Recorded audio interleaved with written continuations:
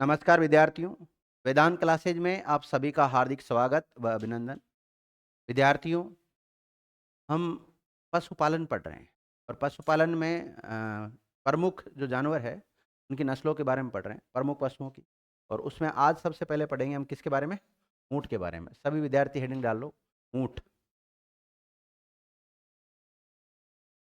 ऊँट को अंग्रेजी में क्या कहते हैं?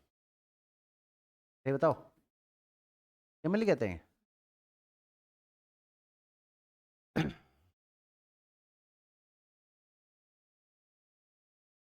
ऊँट का वैज्ञानिक नाम।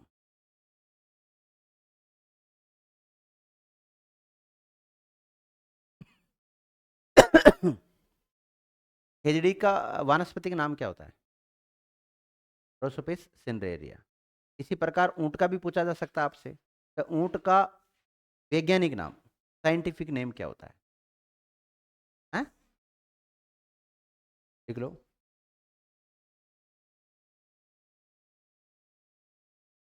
कैमलिन या कैमलस भी मिल सकता है यहाँ पर। हाँ, कैमलिन या कैमलस ड्रोमोडेरियस।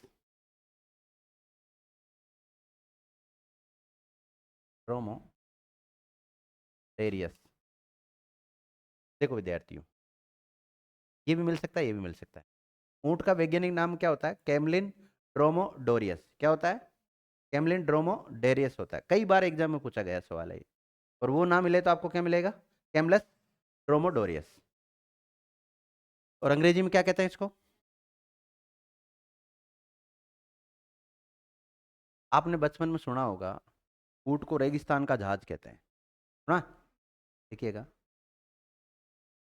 अन्य नाम लिख लो इसके।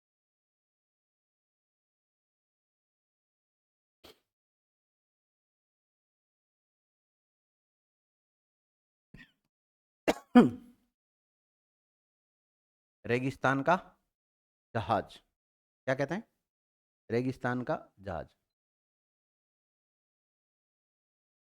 एक विद्यार्थियों, एक इतिहासकार हुए हैं, हालांकि वो विदेशी इतिहासकार है, जिनका नाम है कर्नल जेम्स टोड। क्या नाम है? Colonel James Tod. उन्होंने इसे मरुस्थल का जहाज नाम दिया है। क्या नाम दिया? तो लिखिएगा, कर्नल जेम्स टोड ने ऊंट को मरुस्थल का जहाज कहा है। तो आपसे पूछा जाए, भाई रेगिस्तान का जहाज तो कहते ही है, लेकिन मरुस्थल का जहाज किसने कहा है? कर्नल जेम्स टोड ने कहा।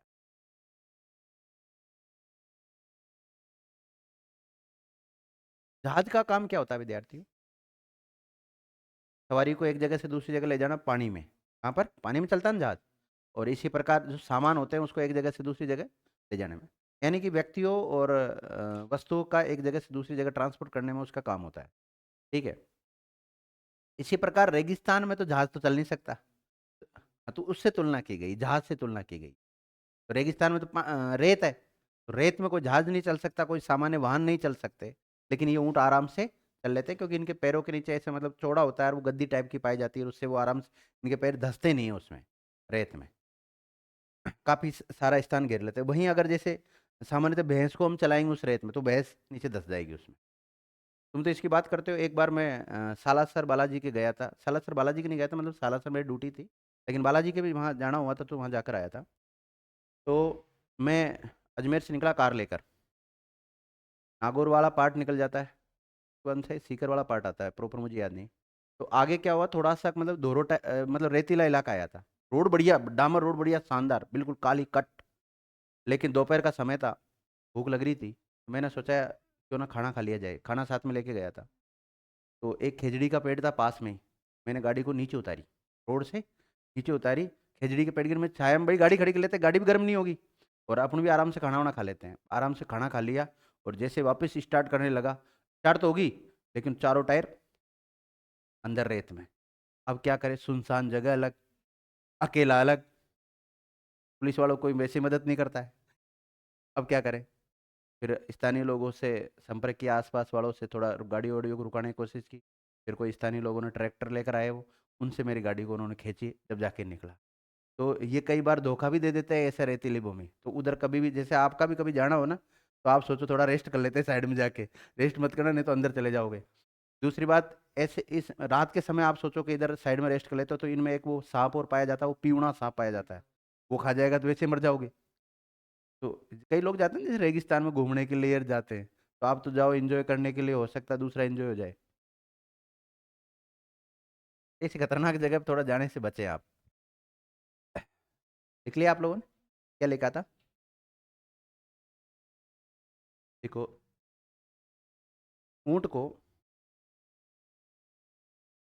घरेलू श्रेणी में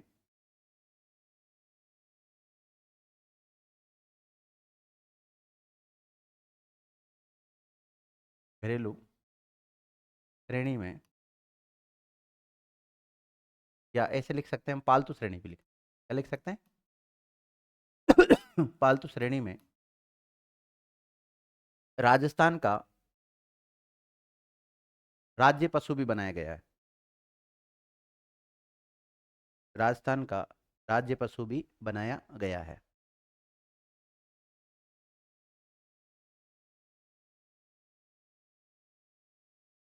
तो विद्यार्थियों, आपसे पूछा जाए राजस्थान का राज्य पशु क्या है, तो पहले हम ये क्या याद करते थे? राजस्थान का राज्य पशु है विद्यार्थियों चिंकारा। कौन है? चिंकारा। और पहले तो ये याद करते थे। अब ये भी एक जानवर है, लेकिन ये वनों में पाया जाता है, जंगल में पाया जाता है, ये वन्य जीव श्रेणी का है। तो एक तो ये अपना क्या है? राज्य पशु राजस्थान का। और एक राज्य पशु क्या है? ऊंट है। अब ऊंट कौन सी श्रेणी में? पालतू श्रेणी में। पालतू श्रेणी ना मिले तो आपको घरेलू श्रेणी में। और वन्य जीव श्रेणी में कौन सा है?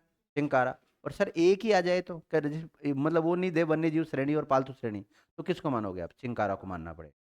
क्योंकि पहले किसको माना गया? चिंकारा को घोषित किया था, बाद में 2014 के आसपास इसको घोषित किया था। किसको? ऊंट को। तो लिखिएगा, ऊंट को राजस्थान का राज्य पशु का दर्जा देने की घोषणा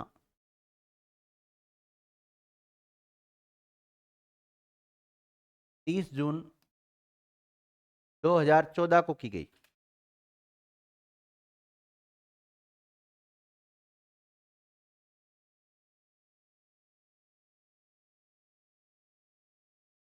राजस्थान का राज्य पशु बनाए जाने की जो घोषणा है, वो कब की थी विद्यार्थियों? 30 जून 2014 को की थी। ये डेट याद रखना, ये तो घोषणा की डेट है। आपसे पूछा जाए, ये तो घोषणा है, लेकिन बनाया कब गया था? बनाया गया था विद्यार्थियों 19 सितंबर 2019। देखो, इसे दर्जा 19 सितंबर 2014 को मिला। सॉरी सॉरी, 2014 को मिला। 19 सितंबर 2014 को मिला था। 14 कर लेना इसको, गलती से लिख लिया। अब देखो विद्यार्थियों, ऊंट को राजस्थान का राज्य पशु क्यों घोषित किया गया होगा? क्योंकि ऊंटों की संख्या में दिन प्रतिदिन क्या आ रही थी? कमी आ रही थी। तो ऊंटों को अगर राजस्थान का राज्य पशु घोषित कर देंगे, तो ऊंटों का वध नहीं किया जाएगा, ऊंटों को मारा नहीं जाएगा, क्योंकि वो राजस्थान का राज्य पशु हो गया। और इसको अगर कोई मारेगा तो उसके खिलाफ कानूनी कार्रवाई होगी। तो उसके लिए सरकार अलग से कानून भी बना देगी। तो सरकार ने एक कानून भी बनाया विद्यार्थियों 2014 में। देखिएगा, नोट, 21 दिसंबर 2014 को, 21 दिसंबर 2014 को ऊंट वध रोक अधिनियम, ऊंट वध रोक अधिनियम बनाया गया। तो आपसे पूछा जाए, ऊंट वध रोक एक्ट, जो अधिनियम को इंग्लिश में क्या बोलते हैं? एक्ट बोलते हैं। ये कब बनाया गया था? 2014 में बनाया गया था। कब बनाया गया था? 2014 के नाम से जाना जाता है, 21 दिसंबर को बनाया गया था। इससे पहले ऊंट को राजस्थान का राज्य पशु का दर्जा दे दिया गया। दर्जा कब दिया था? 19 सितंबर 2014 को। और दर्जा देने की घोषणा कब हुई थी? 30 जून 2014 को। तो आप ये दो डेट तो याद रख ही लेना कम से कम। 30 जून को तो घोषणा हुई थी, 2014 का साल था, और 19 सितंबर 2014 को इसको दर्जा दे दिया गया, मतलब ऑफिशियल तरीके से ये दर्जा दे दिया गया था। और वो तो केवल मौखिक घोषणा हुई थी उस, देख लिया।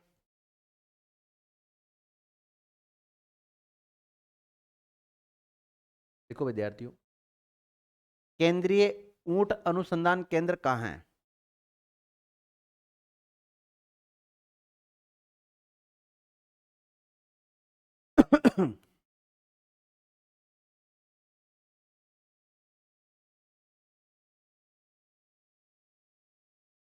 केंद्रीय ऊंट अनुसंधान केंद्र, पूछा जा सकता है ना सवाल। भाई ऊंट से रिलेटेड अगर कोई योजना है, कोई सोसाइटी है, कोई केंद्र है, इन सब के बारे में पढ़ेंगे हम। मतलब सब कुछ ऊंट से रिलेटेड जो भी बातें हैं उनके बारे में, जो अपने एग्जाम की दृष्टि से इंपॉर्टेंट है, सारी बातें लिखेंगे आप। तो केंद्रीय ऊंट अनुसंधान केंद्र कहाँ है? जौहड़बीड़ में। और जौहड़बीड़ कहाँ पड़ता है? बीकानेर में स्थित, लिख लो।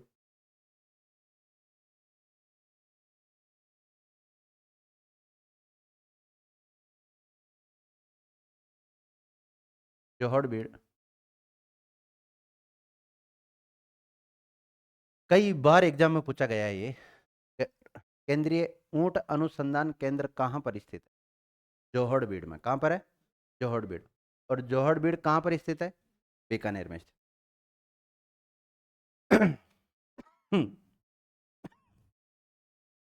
देखिएगा, इस केंद्र की स्थापना 5 जुलाई 5 जुलाई 1984 को की गई।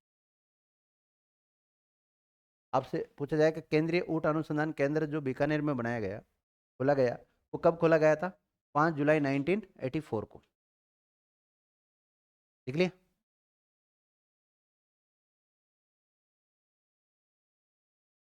देखिएगा,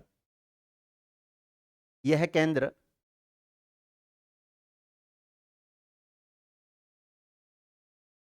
ICAR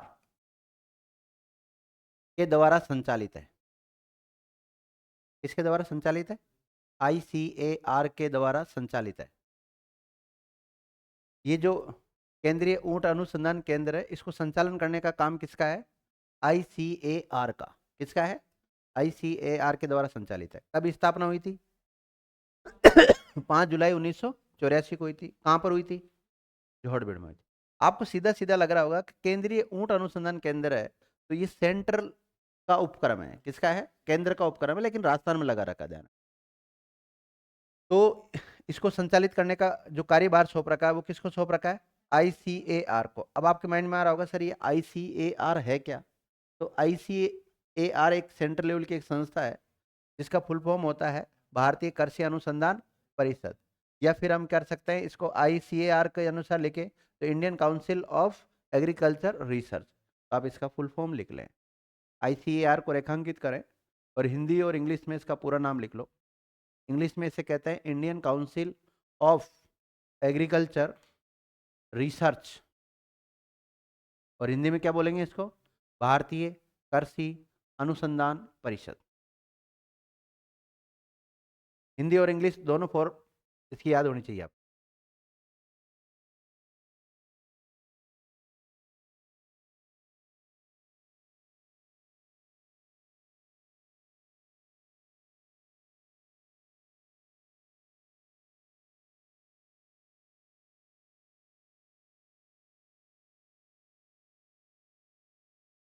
देख लिया विद्यार्थियों। अब देखो, कैमलिन या कैमल नाम से एक डेयरी भी खोल रखी है विद्यार्थियों, वो है बीकानेर में। कहाँ पर है? देखिएगा, नोट, कैमल मिल्क डेयरी। कौन सी?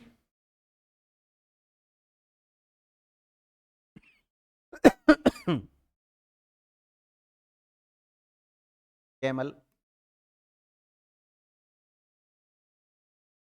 Milk dairy. Camel milk dairy. Milk को हिंदी में क्या बोलते हैं? दूध। तो आप देखो कई जगह ऐसा दूध ऐसा मिल सकता है, दुग्ध लिखोगे तो छोटा इस प्रकार आता है। ये अलग मैटर है, चलो ये तो शब्द सिखाने की मैटर है। तो कैमल दूध डेयरी कहाँ पर है? अभी एक संस्था का नाम और लिखा है आपको। केंद्रीय ऊंट अनुसंधान केंद्र कहाँ है? जोड़बीड़ में। और कैमल यानी ऊंट दूध डेयरी कहाँ है? तो बीकानेर। कहाँ पर है? बीकानेर में। इसके दूध के बारे में विद्यार्थियों सुप्रीम कोर्ट ने एक बार टिप्पणी की है, टिप्पणी को भी लिखा देता हूँ।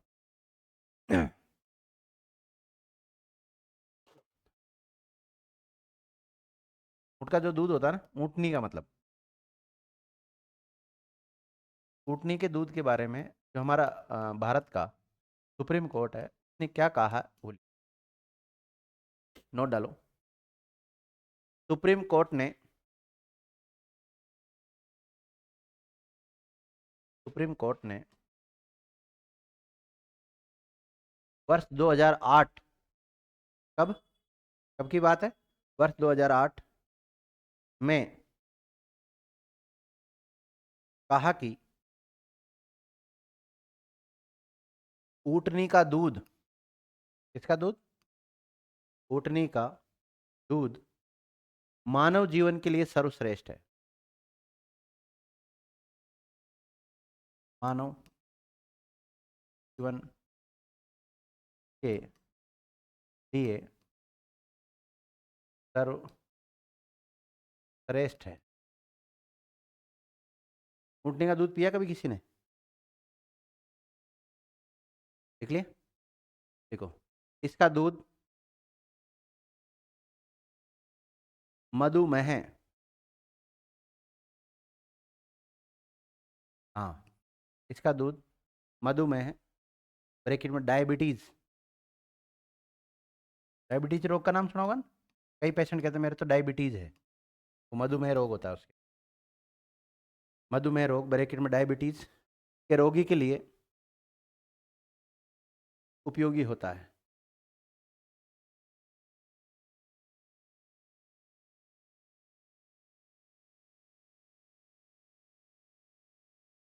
देख लिया?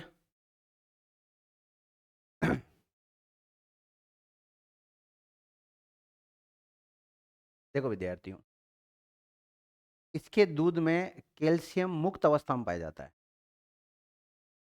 अब मुक्त अवस्था वगैरह क्या होती है, आप इस साइंस में अच्छी तरह पढ़े, जब भी साइंस की क्लास लगे तो वहाँ पूछ ले, सर कैल्शियम मुक्त अवस्था का मतलब क्या होता है? कैल्शियम मुक्त अवस्था का मतलब ये होता है कि इसमें जब दूध से आप दही जमाओगे ना, तो नहीं जमेगा। तो लिखिएगा, इसके दूध में इसके दूध में कैल्शियम मुक्त अवस्था में पाया जाता है। कैल्शियम मुक्त अवस्था में पाया जाता है। मुक्त अवस्था में पाया जाता है। किस अवस्था में पाया जाता है विद्यार्थियों? मुक्त अवस्था में पाया जाता है। इसलिए इस दूध से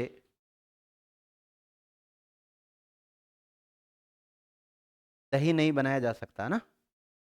यानी दूध को जमाते हैं ना हम, क्या दही जमाते हैं? दूध जमाते हैं कि दही जमाते हैं? सामान्यतः कौन सी लैंग्वेज यूज लेते हैं हम? दही जमा दो, है ना? लेकिन वो दही को थोड़ी जमाते हैं, दूध को जमाना होता है। तो दूध जमता जमता नहीं है दही के रूप में ना इसका।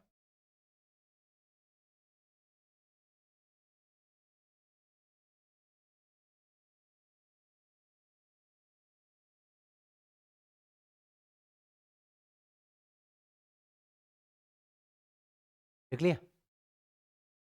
लिखो, ऊँटनी की औसतन गर्भावधि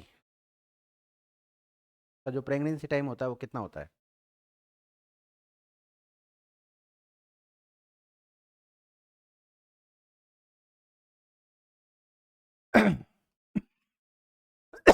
औसतन गर्भावधि 365 से 400 दिनों के आसपास कितना होता है, यानी 12 महीने से ज्यादा ना।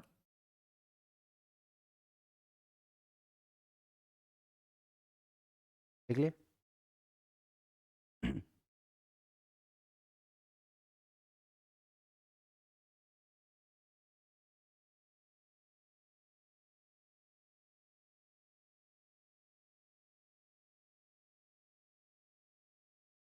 जो डोलने वाले ऊँट होते हैं, मतलब ऐसे आवारा घूमते रहते हैं, उनको क्या बोलते हैं?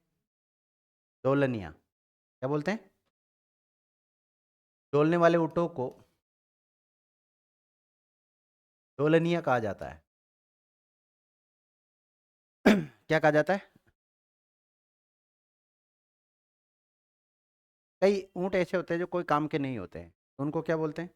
यानी कि निकम्मा कोई आदमी होता है, निकम्मा ऊँट होता है, उसको क्या कहते हैं?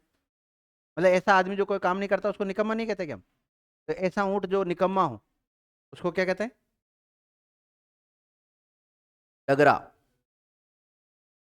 क्या कहते हैं? डगरा या डगरो, या डंगरो। डगरा या डंगरो, ऐसा ऊँट जो निकम्मा हो।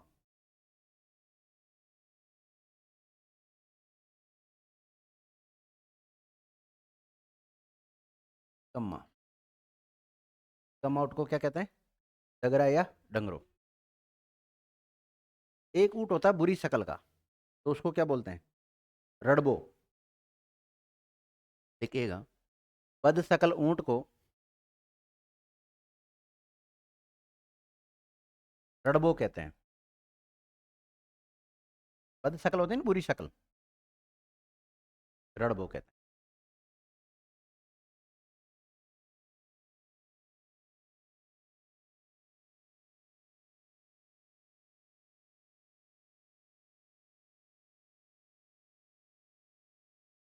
आपसे पूछा जाए तिरछल्या क्या है,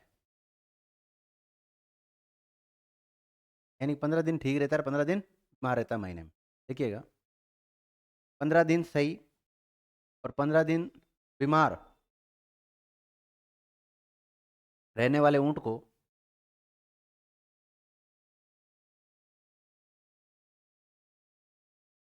तिरछल्या या तिबरसी कहते हैं। क्या कहते हैं? तिबरसी कहते हैं।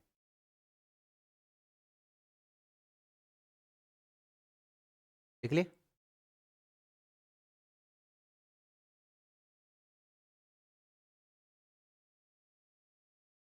एक नोट डालो विद्यार्थी।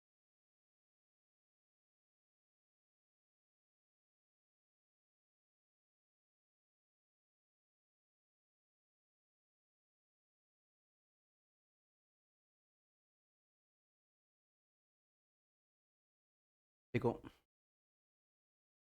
ऊँट वर्ग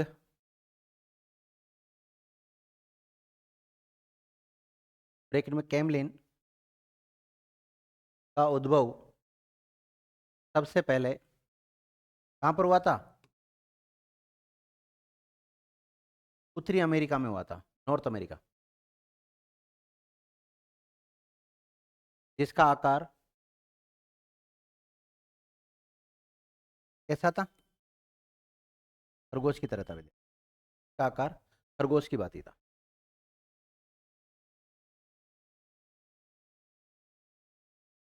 कैसा था आकार? खरगोश। खरगोश छोटा सा होता है इतना सा, और ऊँट कितना बड़ा होता है? काफी बड़ा होता है ना। तो जब ये उत्पत्ति के समय खरगोश जितना ही था,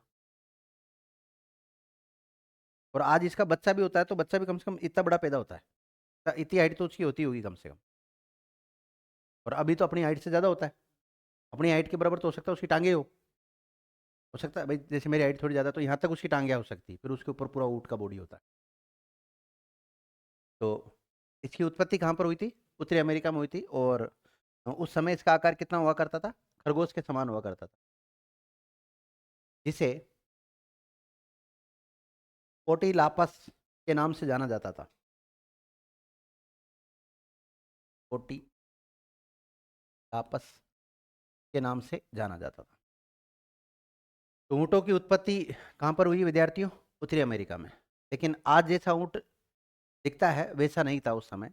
उस समय इसका आकार खरगोश की भांति हुआ करता था, खरगोश के समान हुआ करता था। और उसको किस नाम से जाना जाता था उस समय? कोटी लापस। देख लिया। देखो छोटे मोटे एग्जाम में तो आपके यही पूछा जाएगा कि राजस्थान का राज्य पशु घरेलू श्रेणी या वन्य या पालतू श्रेणी में कौन है? कब घोषणा की गई थी इसे बनाने की? 30 जून 2014 को। कब बनाया गया था इसको? 19 सितंबर 2014 को बनाया गया। बस इतना ही याद रखना है। और ज़्यादा से ज़्यादा इसका साइंटिफिक नेम पूछा जा सकता है। ये तो सामान्य एग्जाम की बात। लेकिन जैसे ज्योग्राफी में इसकी नस्लें वगैरह ये पूछा जा सकता।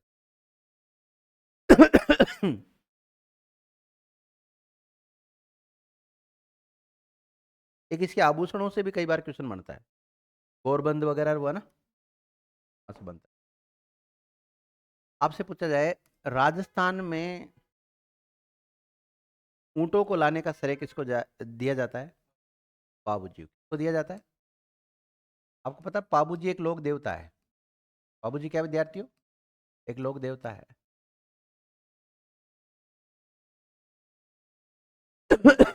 लिखिएगा। ऊंटों को राजस्थान में लाने का श्रेय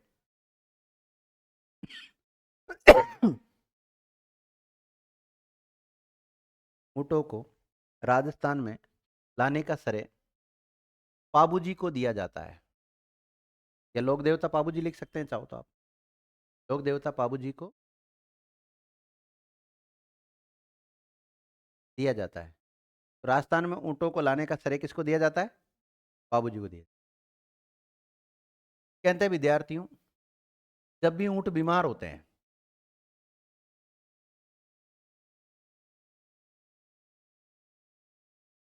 जहाँ पाबूजी लिखा ना आपने, वहाँ पाबूजी को रेखांकित करके ये लिख सकते हैं पाबूजी को ऊंटों का देवता भी कहते हैं। क्या कहते हैं? ऊंटों का देवता।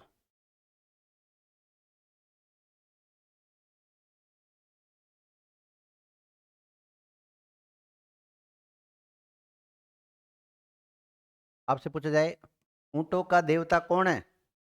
पाबूजी। और पाबूजी राजस्थान में ऊंटों को लेकर आए थे, ध्यान रखना। और जब भी कोई ऊंट बीमार हो जाता है तो उस समय पाबूजी की फड़ का वाचन किया जाता है। इसका पाबूजी की मतलब ऊंट के बीमार होने पर कई बार प्रश्न बना है।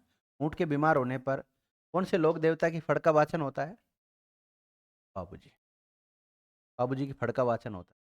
और आपको पता है पाबूजी की फड़ का वाचन करते समय एक वाद्य यंत्र विद्यार्थियों का यूज होता है और उसका नाम क्या है? रावण हत्ता। सुनीता बताएगी। रावण हत्ता कौन से टाइप का वाद्य यंत्र है? जैसे आपने सुशीर तत् घन बताओ। बताया था मैंने आपको वाद्य यंत्र पढ़ा है राजस्थानी कला एवं संस्कृति में। और उस समय मैंने आपको बताया भी था स्पष्ट कि कौन कौन से वाद्य यंत्रों को और उनको अलग अलग विभाजित भी किया था। हमने एक चार्ट भी बनाया था। भाई ये सुशीर वाद्य यंत्र होते हैं। सुशीर वाद्य यंत्र उनको कहते हैं जिनको फूंक मार कर बजाते हैं। घन वाद्य यंत्र उनको कहते हैं जो किसी धातु के बन रहे थे आपस में टकराने पर जो आवाज निकलती है उसको। एक होता है विद्यार्थियों अवनद। अवनद उनको कहते हैं जैसे माना कि ढोल वगैरह जो होते हैं ना जिस चमड़े से मर दिया जाता है और उससे जो आवाज़ निकलती है तो अवनद कहते हैं। और एक होता है विद्यार्थियों तार तार बंधे हुए रहते हैं और तारों से जो ध्वनि निकलती है इसलिए उनको क्या कहते हैं? तत्वाद्य यंत्र कहते हैं। क्या बोलते हैं? तत्वाद्य यंत्र कहते हैं। अब ये जो रावण हत्ता है ये तत्वाद्य यंत्र है। कौन श्रेणी में आता है? तत्वाद्य यंत्र में आता है। तत्वाद्य यंत्र में। चलो आप लिखिएगा इसमें ऊँटों के बीमार होने पर ऊँटों के बीमार होने पर आज भी गांव में कोई व्यक्ति बीमार हो जाता है तो उसको हॉस्पिटल नहीं ले जाके कहाँ ले जाते हैं? देवता के ले जाते हैं, झाड़ू दिलाते हैं। जिससे वो ठीक भी हो जाता है कई बार। और कई वो झाड़ा के चक्कर में मरवा भी देते हैं उसको। किसी को सांप खा गया और सांप खाने के बाद में कहाँ लेके जाते हैं? देवता के लेके जाते हैं। बल्कि सबसे पहले उसको हॉस्पिटल ले जाओ जो बढ़िया कोई इंजेक्शन दे दे ताकि वो बेहोश ना हो और बेहोश भी हो जाए तो वापस होश आ जाए। फिर कई लोग ऐसे सीखते हैं आजकल थोड़ा सा साइंस की नॉलेज रखने वाले। सांप खाते एक काम करो उसका कट लगा दो। कट ऐसे लगाओ कि उसका खून जो है उसको और निकाल दोगे आप। नस वस काट दी तो वैसे मर जाएगा हॉस्पिटल पहुंचते पहुंचते। होता है ना कई बार कि यहाँ से बांध दो उसको। अब यहाँ से आप बांधोगे तो उसका सर्कुलेशन तो खत्म हो गया ना। तो ये हाथ को और सुन्न कर दोगे आप उसके जीवन भर के लिए, हाथ और काटना पड़ता है कई बार तो। तुरंत नजदीकी जो भी डॉक्टर होता है ना उसके पास चल जाया करो जी। क्या लिखा है? ऊँटों के बीमार होने पर बाबूजी की फड़ का वाचन किया जाता है। बाबूजी की फड़ का वाचन किया जाता है।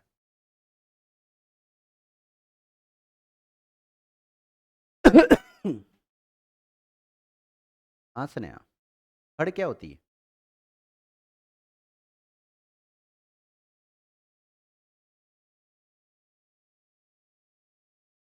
हाँ बिल्कुल। ठीक है। तो विद्यार्थियों इनकी जो फड़ है ना, ये काफी लोकप्रिय फड़ है। देखिएगा, बाबूजी की फड़ बाबूजी की फड़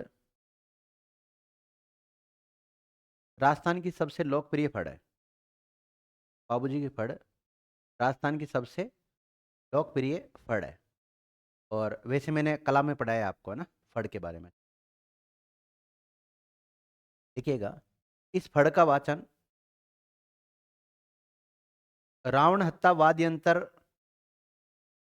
या इस फड़ का वाचन करते समय रावण हत्ता वाद्य यंत्र का प्रयोग किया जाता है।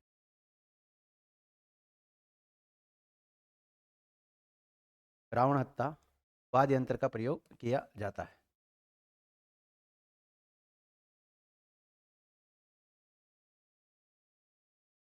रावण हत्ता वाद्य यंत्र का प्रयोग किया जाता है। देख लिया? रावण हत्ता को रेखांकित कर लो। ये एक तत्ववाद यंत्र है। कैसा है? तत्ववाद यंत्र है। अब जरूर नहीं विद्यार्थी मैं आपको कब ये वाद्य यंत्र पढ़ाऊंगा, कम हो सकता है आने वाले 2-4 दिन में कोई आपका एग्जाम हो और वहां पे ऐसा सवाल बन जाए। तो मैं इसलिए ये सारी बातें यहाँ कुछ कुछ बातें लिखा देता हूँ ताकि एक लिंक बना रहे उससे। देखो यहाँ पर हमने कितनी सारी बातें कर ली कि राजस्थान में ऊंटों को लाने का श्रेय किसको दिया जाता है। एक क्वेश्चन ऐसा बनता है, एक क्वेश्चन हो गया। अब ऊंटों का लोक देवता किसको कहते हैं, ये देवता किसको कहते हैं? बाबूजी को कहते हैं। जब भी ऊंट बीमार होता है तो कौन से लोक देवता की फड़ का वाचन होता है?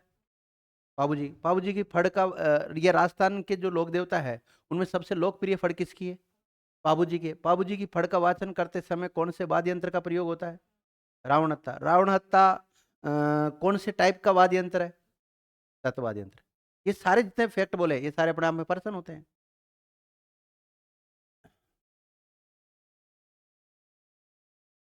जैसे किसी के लोक देवता होता है तो लोक देविया भी तो होती है। तो लिखिएगा, ऊंटों की देवी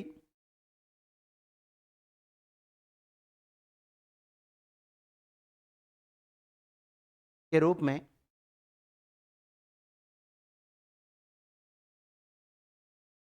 अंता देवी को पूजा जाता है। किसको? अंता देवी को पूजा जाता है।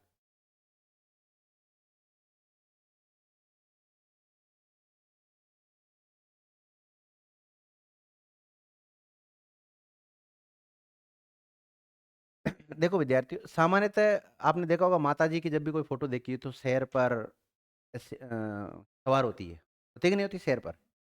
लेकिन ये जो माता है अंता देवी, ये विद्यार्थियों ऊंट पर सवार है। किसके ऊपर? ऊंट पर सवार है। तो फिर ये किसकी किसकी देवी हो जाएगी ये? ऊंटों की देवी। इसलिए इसको उष्टवाहिनी देवी भी कहते हैं। क्या कहते हैं? उष्टवाहिनी देवी। और उष्टवाहिनी देवी का जो मंदिर है विद्यार्थियों, वो है बीकानेर में। कहाँ पर है?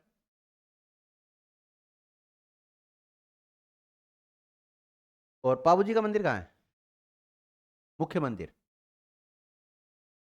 कहाँ पर है? कोलूमंड। कोलूमंड कहाँ है?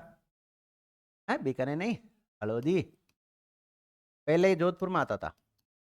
पहले कोलूमंड किस में आता था? जोधपुर में। आजकल नया जिला बन गया ना, हलोदी में। और उष्टवाहिनी देवी का जो प्रमुख मंदिर है वो कहाँ पर है? बीकानेर में। और एक पुष्करना ब्राह्मण होते हैं जो पश्चिमी राजस्थान की तरफ रहते हैं, उनकी कुल देवी भी माना जाता है इसको। किसको? उष्टवाहिनी को या अंता देवी को। देखिएगा, अंता देवी को रेखांकित कर लो। इसे पुष्करना ब्राह्मणों की, पुष्करना करके ब्राह्मण नहीं है पुष्करणा ब्राह्मणों की कुलदेवी भी माना जाता है, या कुलदेवी है ही माना क्या जाता है?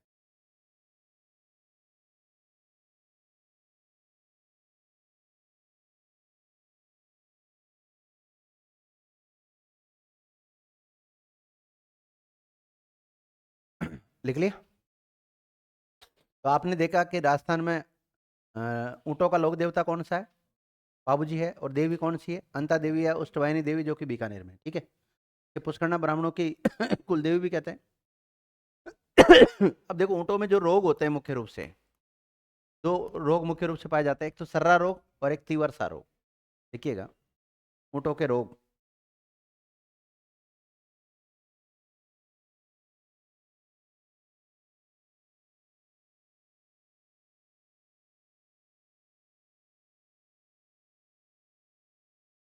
ऊँटों के रोगों में लिख लो, पहला सर्रा रोग और दूसरा तीव्रसा रोग।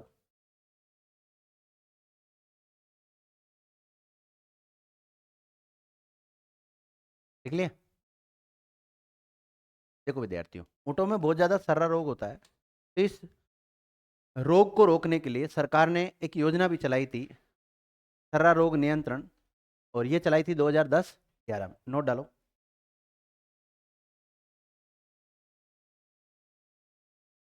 सर्रा रोग नियंत्रण हेतु सर्रा रोग नियंत्रण हेतु सर्रा रोग नियंत्रण हेतु सरकार ने 2010-11 में एक योजना भी प्रारंभ की थी।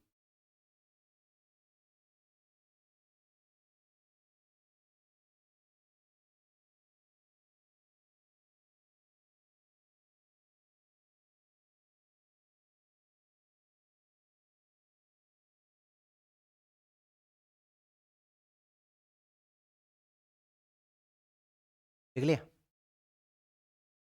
देखो विद्यार्थी, ऊंट की जो चमड़ी होती है ना, इस पर एक कलाकारी की जाती है। ये क्या कहते हैं? पुस्ता कला कहते हैं। पुस्ता कला। और किसी कला का कोई उस्ताद होता है, जो विशेषज्ञ होता है, तो क्या कहते हैं? उस्ताद कहते हैं। क्या कहते हैं? यहाँ पे दो चीज पढ़ेंगे हम। इसकी चमड़ी पे जो कलाकारी की जाती है, क्या की जाती है? कलाकारी की जाती है, उसको क्या कहते हैं? पुस्ता कला। तो एक तो पुस्ता कला के बारे में जानेंगे थोड़ा बहुत, और एक पुस्ता कला का जो काम करने वाले व्यक्ति है के बारे में लिखिएगा। ऊँटों की चमड़ी पर, जिंदे ऊँट पर नहीं की जाती, ध्यान रखना। ये नहीं कि ऊँट जिंदा और उसकी चमड़ी पे जो कलाकारी कर रहे हैं वो नहीं होती। ऊँट मरने के बाद में जो उसकी चमड़ी होती है ना, उस पर कलाकारी करते हैं। ऊँटों की चमड़ी पर की जाने वाली, ऊँटों की चमड़ी पर की जाने वाली कला पुस्ता कला कहलाती है। क्या कहलाती? पुस्ता कला कहलाती है।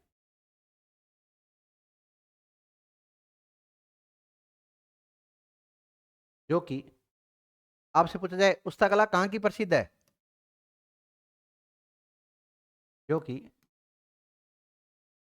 बीकानेर की प्रसिद्ध है।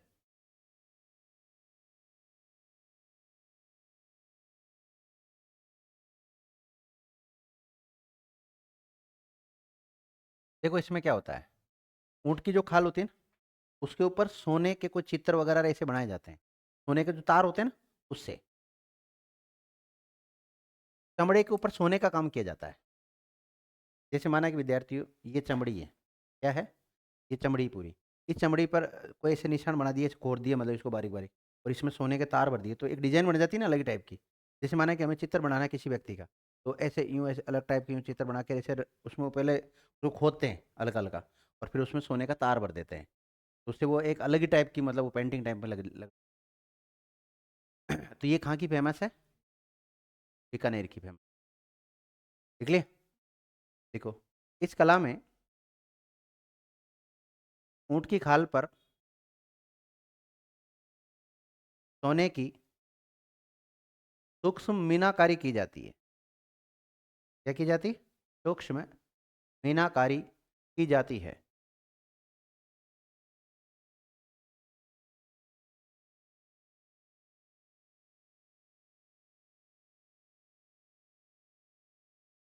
और ये कला वैसे मूल रूप से है कहाँ की?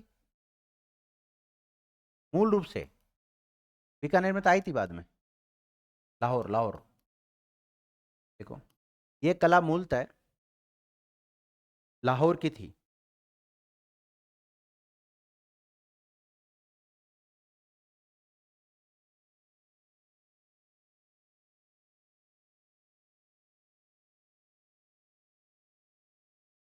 देखो, देखो, उस्ता कला को बीकानेर में लाने का श्रेय किसको दिया जाता है?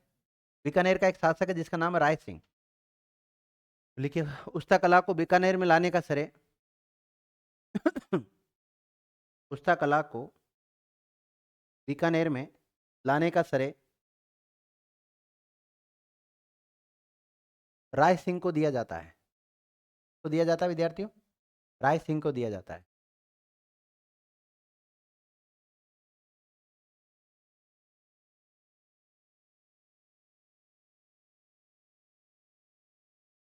देख लिया?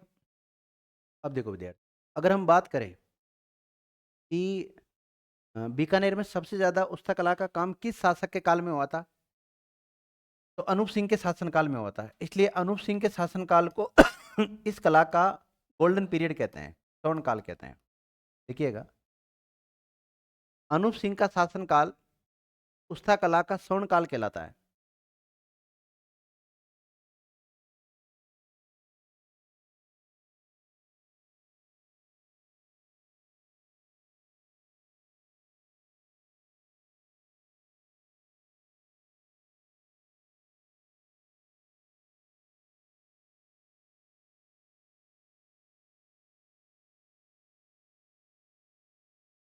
देख लिया? तो इसका जो स्वर्ण काल है विद्यार्थी बीकानेर में, वो किसका शासनकाल कहलाता है? अनूप सिंह का शासनकाल। लेकिन लाने का श्रेय किसको दिया जाता है? राय सिंह को दिया जाता है। अब उस्ता कला का, उस्ता कला में जो सोने की जो मीनाकारी होती है, बारीक कारीगरी होती है विद्यार्थियों, इसको काम करने वाले कहलाते हैं कलाकार, और कलाकारों को कहते हैं हम उस्ताद। तो इसके जो उस्ताद है उस्ता कला के, वो कौन से जिले के प्रसिद्ध है? बीकानेर के प्रसिद्ध रहेंगे, क्योंकि बीकानेर में ज्यादा फेमस है ये। तो लिखिएगा, इस कला के उस्ताद बीकानेर के प्रसिद्ध है। कहाँ के प्रसिद्ध है? बीकानेर के प्रसिद्ध है।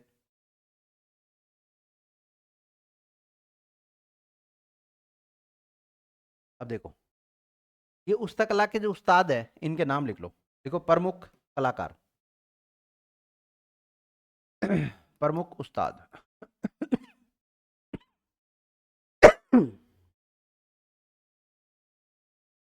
पहला नाम लिखो, इसामुद्दीन उस्ता। क्या नाम है?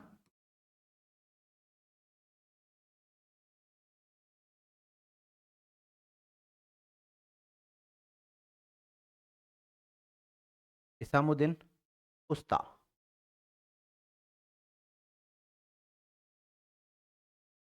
ये बीकानेर के रहने वाले विद्यार्थी,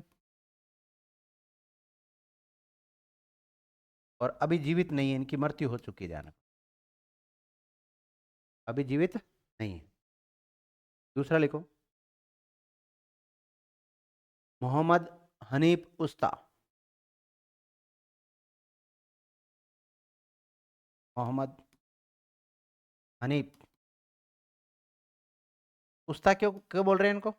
उस्ता का मतलब उस्ताद, उस्ताद का मतलब कलाकार। और किसके कलाकार? उस्ता कला के कलाकार। उस्ता कला में होता क्या है, जो ऊंट की खाल होती है, ऊंट की जो चमड़ी होती है, उसके ऊपर सोने की मीनाकारी की जाती है। देख लिया? और लिखो विद्यार्थियों,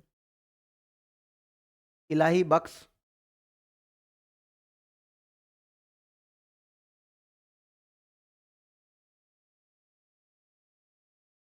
इलाही बख्श।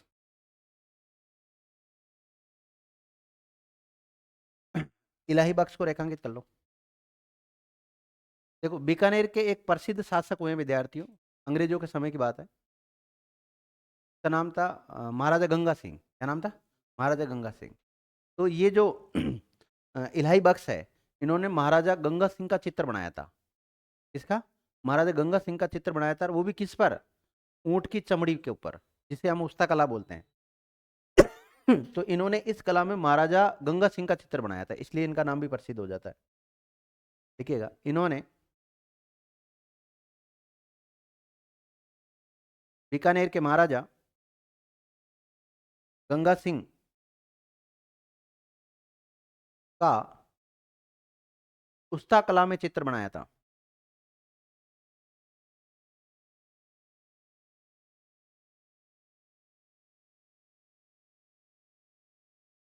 इसका चित्र बनाया था विद्यार्थियों?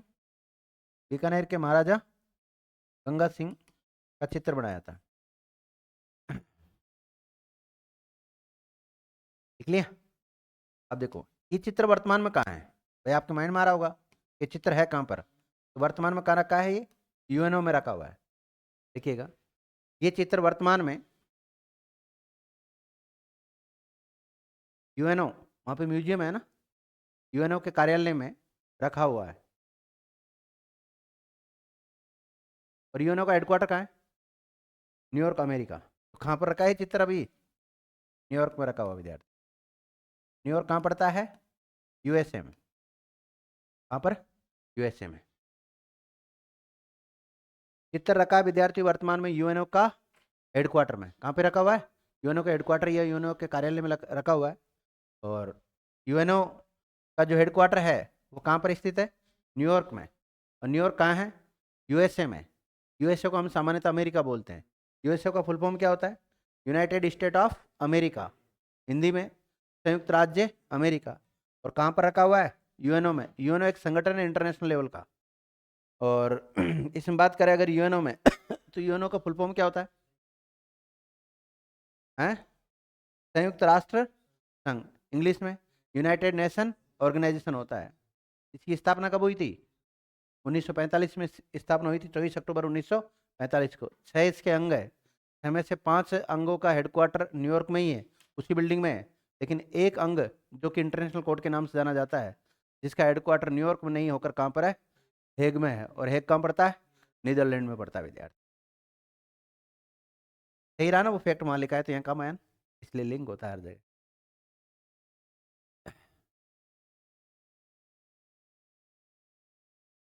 देखो विद्यार्थियों, जब सेकंड विश्व युद्ध चल रहा था, आपको पता है 2 विश्व युद्ध के बारे में आपने सुना होगा।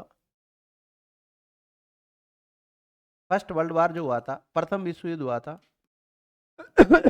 वो 1914 से 1918 तक हुआ था। और जो सेकंड वर्ल्ड वार हुआ 1939 से लेकर 45 तक हुआ था। लास्ट में अमेरिका काफ़ी लेट एंटर होता है सेकंड वर्ल्ड वार में। और जैसे अमेरिका एंटर होता है तो ज़्यादातर देश सरेंडर हो जाते हैं, जर्मनी, इटली वगैरह ये सब सरेंडर कर देते हैं। लेकिन एक देश होता है जापान, वो सरेंडर नहीं करता है। तो फाइनली जो फाइट होती है वो अमेरिका और यानी कि यूएसए और जापान के बीच में होती है। और जापान का एक शहर है हिरोशिमा, तो वो एक बम गिरा देता है, एटम बम, जिसको परमाणु बम कहते हैं। और उसके 3 दिन बाद में 9 अगस्त 1945 को एक और गिरा देता है विद्यार्थी। कहाँ पर? नागासाकी। हिरोशिमा और नागासाकी पर बम गिराए थे ना, अमेरिका, नाम सुना होगा आपने। वो इसी विश्व युद्ध के दौरान गिराया था। और जैसे उसने एटम बम गिराया था, उसी के साथ युद्ध, सेकंड युद्ध क्या हो गया? समाप्त हो गया। और 1945 में एक, जैसे सेकंड वर्ल्ड ये खत्म हुआ, तो उसके बाद में विद्यार्थियों अक्टूबर 1945 में, कब? अक्टूबर 1945 में यूएनओ का गठन हो गया। ये सारे देश लड़े नहीं। एक ऐसी संस्था होनी चाहिए जो कभी 2 देशों के बीच में टकराव होती है तो वो बीच में आके इंटरफेयर करना चालू कर दे, ताकि अब जैसे फर्स्ट वर्ल्ड वार हुआ, सेकेंड वर्ल्ड वार हुआ, ऐसा कोई थर्ड वर्ल्ड वार नहीं हो जाए। हालांकि उसके बाद में शीतकालीन युद्ध स्टार्ट हो गया था, शीत युद्ध स्टार्ट हो गया था, लेकिन वो आंतरिक रूप से चला था, ओपन युद्ध नहीं चला था। तो यूएनओ नहीं होती ना, अगर आज यूएनओ ना होना तो ये देश आपस में फिर लड़ मरे। लेकिन युद्ध तो होगा विद्यार्थी, क्योंकि सभी देशों में मतलब शस्त्रीकरण की होड़ चली हुई है। सभी देशों ने ज़्यादातर परमाणु बम बना लिए हैं। तो किसी न किसी देश की कोई सीमा को लेकर कभी कोई विवाद हो गया ना, तो एक देश ने अगर शुरू कर दिया बम छोड़ना, तो दूसरे भी छोड़ेंगे। छोड़ेंगे कि नहीं छोड़ेंगे? और बड़े कई देश ऐसे हैं, उनके पास ऐसे ऐसे परमाणु बम है, तो उनको भारत तक आने की आवश्यकता ही नहीं है। अमेरिका अमेरिका में बेटा बेटा भारत को उड़ा सकता है। रशिया रशिया में बेटा बेटा यहाँ उड़ा सकता है भारत को। और इनको, भारत के पास ऐसी मिसाइल हैं, अगर उन्होंने कोई परमाणु बम छोड़ा ना तो भारत उसको ऊपर ही उड़ा देगा। भारत के पास है। लेकिन भारत ने ये सारा सिस्टम लिया किससे है? या तो रशिया से या अमेरिका से। भारत ज़्यादातर हथियार किससे खरीदता है? या तो अमेरिका से खरीदता है या रशिया से खरीदता है। ओके। अब इनको डिफेंस के रूप में भारत के पास जो भी संयंत्र लगे हुए हैं, जो भी सिस्टम है भारत के पास, ये सारा हमने वहाँ से खरीदा है। तो भारत को सारी टेक्नोलॉजी थोड़ी दी होगी उन्होंने। उनके पास ऐसा है कि भारत उनके पास अगर कोई अटैक करेगा तो उसको तो वो डिस्फ्यूज कर देंगे बीच में। लेकिन उनके पास ऐसा एडवांस सिस्टम होगा कि उसको कोई डिस्फ्यूज नहीं कर पाएगा। इसी प्रकार चाइना बहुत एडवांस हो रहा है। तो अभी 3 शक्तियाँ मुख्य रूप से। एक तो हमारा पड़ोसी चाइना, जो कभी भी हमारे ऊपर कब्जा कर सकता है, और एक अमेरिका है, और एक रशिया है। मुख्य रूप से 3। और अमेरिका तो विद्यार्थियों फर्स्ट वर्ल्ड वार से ही हथियार बेचने का काम करता है, क्योंकि यहाँ पे पूंजीवादी लोग ज़्यादा रहते हैं। ये बिजनेस पे ज़्यादा ध्यान देते हैं, तो पैसा चाहिए। और लोग हथियार कब खरीदेंगे? जब किसी देश में युद्ध होंगे तब। युद्ध होंगे तभी तो हथियार खरीदेंगे, बाकी कौन खरीदेगा हथियार? भाई आपको एक खतरा मंडरा रहा हो आपके देश के ऊपर, तभी तो आप चाहे कर्जा करके हथियार लेके आओ, लेकिन आओगे ना। और वैसे कोई लड़ाई की संभावना ही नहीं, शांतिपूर्ण तरीके से रह रहे हो, तो कहाँ हमें हथियारों की जरूरत है बताओ? नहीं होती ना। वैसा ही है। चलो, क्या लिखना चाहते? हाँ, तो जब विश्व युद्ध हो रहा था विद्यार्थियों, तो उस समय बीकानेर के एक शासक थे, जिनका नाम था महाराजा गंगा सिंह।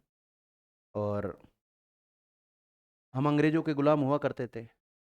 ब्रिटेन विश्व युद्ध में शामिल हो गया, इसका मतलब भारत स्वतः ही शामिल हो गया। हुआ कि नहीं हुआ? तो भारत की तरफ से ये एक बीकानेर रियासत की ओर से एक सेना लेकर गया था ऊँटों की।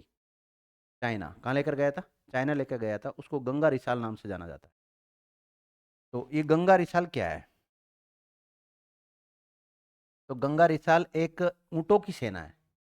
ऊँट पे सवार सैनिक होते हैं ना, ऊँटों की सेना है, जो विश्व युद्ध के दौरान बीकानेर के शासक महाराजा गंगा सिंह ने चाइना भेजी थी।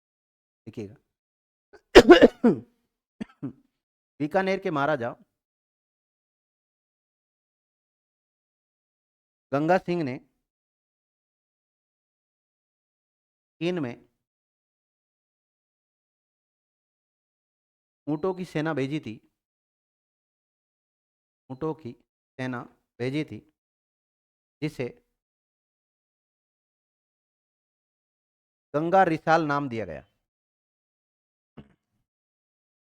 गंगा रिसाल नाम दिया गया। हाईलाइट कर लेना, इसको पूछा गया कई बार सवाल।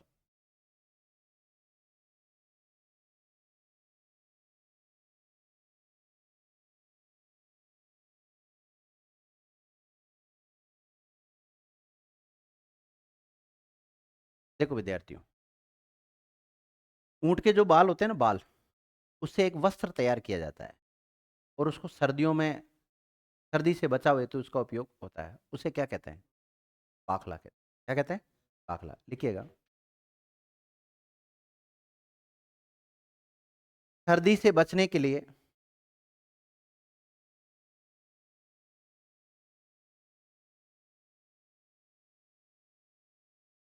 सर्दी से बचने के लिए, सर्दी से बचने के लिए ऊँटों या ऊँट के बाल से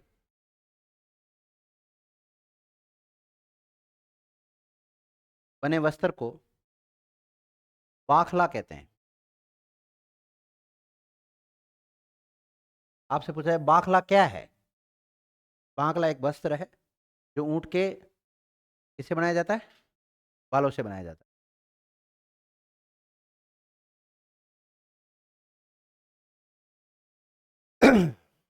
देखो, डोलने वाला ऊँट क्या कहलाता है?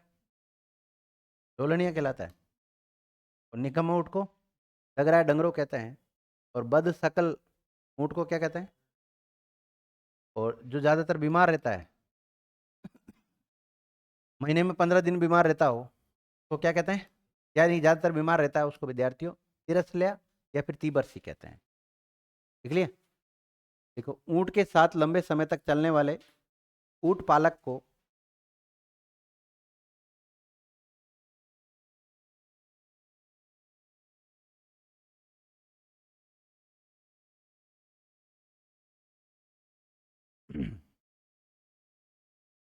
ऊंट के साथ लंबे समय तक चलने वाले ऊंट पालक को कटारिया कहते हैं।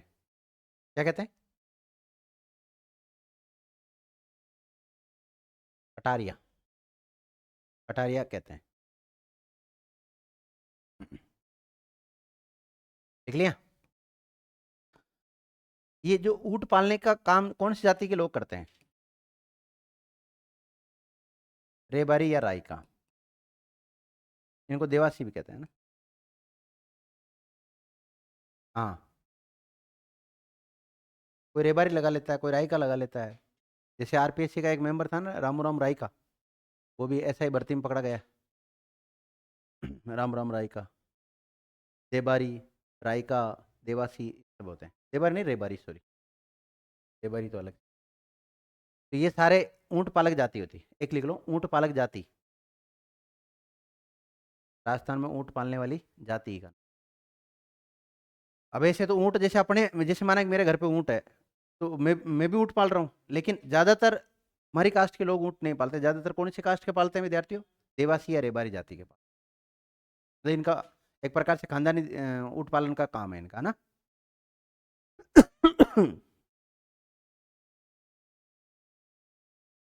देख लिया। देखो विद्यार्थी, ऊंट होता है ना, ऊंट, अब उसके बाल आते हैं, उन बालों की ऐसी कटिंग कर दो, मतलब एक डिजाइन बना दो, उसके बालों की कटिंग करके उसकी डिजाइन बनाई जा सकती है कि नहीं बनाई जा सकती ऊंट के ऊपर ही? तो लिखो, ऊंट के बालों में की गई डिजाइन,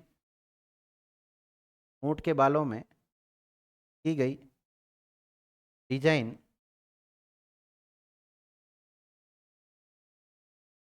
क्या कहलाती? जट कतराई कहलाती है। जट कतराई कहलाती है।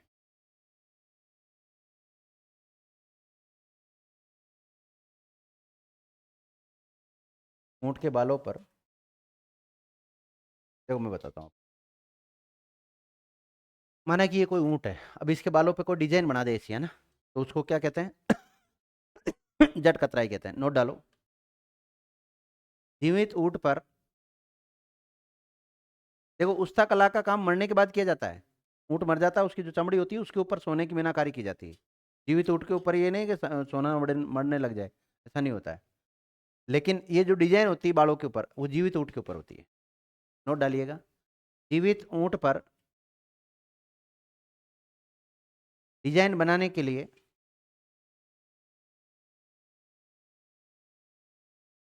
पुष्कर का अशोक टांक प्रसिद्ध है। कौन है?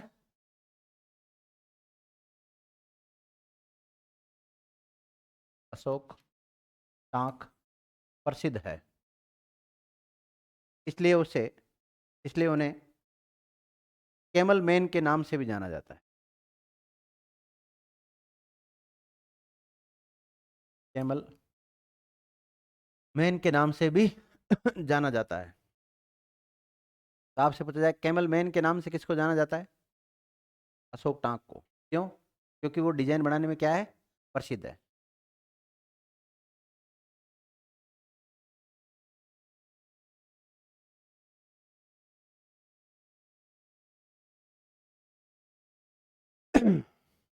देखिएगा विद्यार्थियों, ऊंट में कुबड़ पाई जाती है। क्या पाई जाती? कुबड़ पाई जाती है। और इसमें वसा होती है। क्या होती है इसमें? वसा होती है, जो एक लंबे समय तक इसको ऊर्जा देने का काम करती है। क्या करती? ऊर्जा देने का काम करती। लिखिएगा, ऊंट की पीठ पर कुबड़ होती है, जिसमें वसा एकत्रित होती है। क्या होता है? वसा एकत्रित होती है,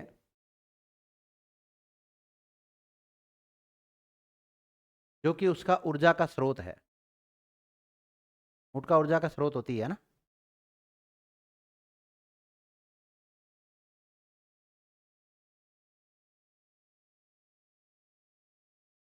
लिख लिया विद्यार्थियों?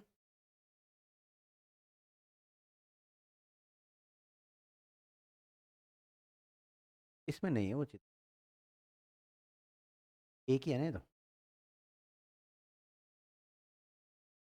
कोई बात नहीं। कुछ कुछ ऊँट ऐसे होते हैं जिसके दो दो कुबड़ होती है, कितनी होती है? दो। तो दो कुबड़ वाले ऊँट मुख्य रूप से मंगोलिया में पाए जाते हैं। कहाँ पर? मंगोलिया। जैसे आप भारत का मैप देखेंगे विद्यार्थियों, ये भारत का मैप है, और ये ऊपर पूरा चाइना आ जाता है, ये क्या आ जाता है? चाइना आ जाता है, और ऊपर यहाँ पे मंगोलिया, क्या है? मंगोलिया। चंगेज खार उनका नाम सुना होगा ना आपने। तो ये मंगोलिया यहाँ पड़ता है। मंगोलिया की राजधानी क्या है? उलान बटोर।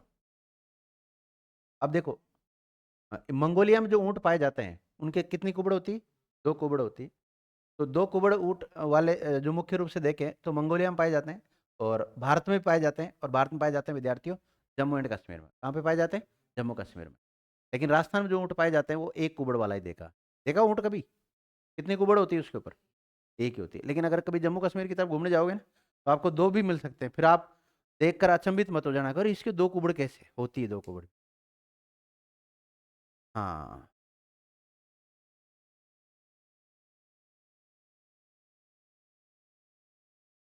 शायद इस मैप में दिखा रखा है मंगोलिया, क्योंकि चाइना, ये रहा मंगोलिया ना। ये क्या है? मंगोलिया। यहाँ पर ये भारत है, और भारत का ये वाला पार्ट। और वैसे तो हम राजस्थान में रहते हैं, तो हम तो इस वाले पार्ट के बारे में पढ़ रहे हैं। देखिएगा, दो कुबड़ वाले ऊंट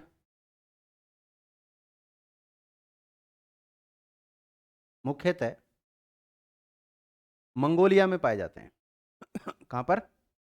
मंगोलिया में पाए जाते हैं। मंगोलिया में पाए जाते हैं। क्या भारत में भी दो कुबड़ वाले ऊंट पाए जाते हैं? बिल्कुल पाए जाते हैं, जम्मू कश्मीर में। लिखिएगा नोट, भारत के जम्मू कश्मीर में भी दो कुबड़ वाले ऊंट पाए जाते हैं।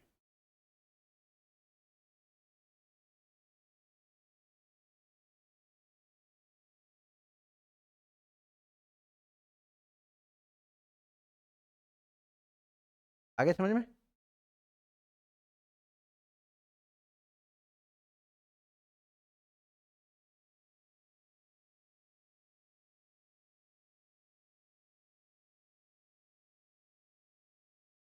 उलान बटोर, मंगोलिया की राजधानी लिखना चाहो तो लिख सकते हो यहाँ पर भी, उलान बटोर। क्या है? टेंशन मतलब, वर्ल्ड ज्योग्राफी पढ़ाऊंगा वैसे। वर्ल्ड ज्योग्राफी में पहला काम मैं यही करता हूँ। सबसे पहले एक कॉन्टिनेंट ले लिया, जैसे एशिया महाद्वीप ले लिया, तो एशिया महाद्वीप में जितने भी देश आते हैं, एक तरफ देश का नाम, एक तरफ उसकी राजधानी। जैसे माना कि दक्षिणी अमेरिका ले लिया, तो दक्षिणी अमेरिका में कौन कौन से देश आते हैं, एक तरफ देश का नाम लिखो, एक तरफ उसकी राजधानी लिखो, और याद करो, दूसरे दिन सुनाओ। और ये उत्तरी अमेरिका, ये ऑस्ट्रेलिया, ये पूरा वाला पार्ट यूरोप है, ये कौन सा है? अफ्रीका है। पूरा पढ़ाऊंगा, टेंशन मत लो, लेकिन थोड़ा समय लगेगा। अब आप चाहोगे एक दिन में सब कुछ पढ़ा दो, तो ऐसे पॉसिबल है क्या एक दिन पढ़ाना? नहीं है ना। तो आप ऊँट के बारे में पढ़ रहे हैं, ऊँट में दो कुबड़ वाली बात लिखी थी आपने, कि दो कुबड़ वाले ऊँट कहाँ पे पाए जाते हैं? मुख्यतः मंगोलिया में पाए जाते हैं। क्या भारत में पाए जाते हैं? तो जम्मू कश्मीर वाला क्षेत्र में दो कुबड़ वाले ऊँट देखने को आपको मिल सकते हैं, और राजस्थान में जो पाए जाते हैं वो एक कुबड़ वाला ही मिलता है, जो कि इसका ऊर्जा का एक स्रोत होता है। ऊँट के साथ एक छोटा सा बच्चा दिख रहा है। अब ये बच्चा विद्यार्थियों मेल भी हो सकता है, फीमेल भी हो सकता है। नर या मादा हो सकता है कि नहीं हो सकता, बताओ ये? हो सकता है ना? नर भी हो सकता है और मादा भी हो सकता है। देखिएगा, ऊंट के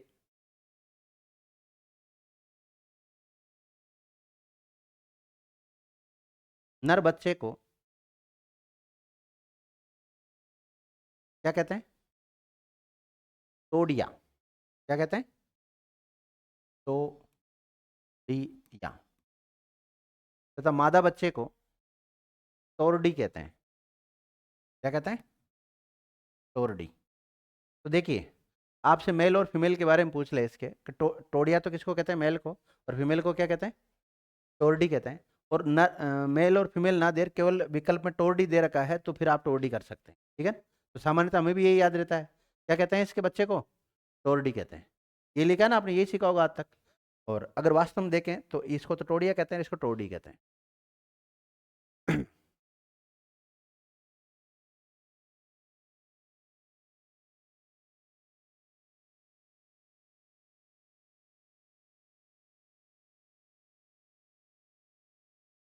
तो डोलनिया क्या है?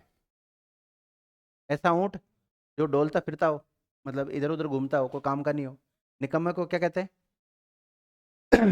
बदशक्ल को क्या कहते हैं? बीमार रहता है उसको क्या कहते हैं? और जो ऊंट पालने वाला होता है, जो ऊंट के साथ लंबे समय तक चलता है, उसको क्या बोलते हैं? और इनके बालों की जो डिजाइन बनाई जाती है, उसको क्या, बाल काटने को क्या कहते हैं? जट कतराई। लिख लिया? लिखो। बूढ़े ऊंट को या वृद्ध ऊंट को पाकट कहा जाता है। क्या कहा जाता है? पाकट। वृद्ध ऊंट को पाकट कहा जाता है।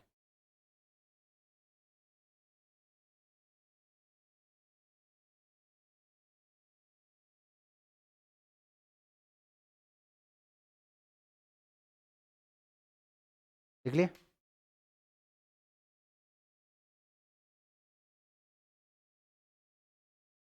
मैं लिख दूं?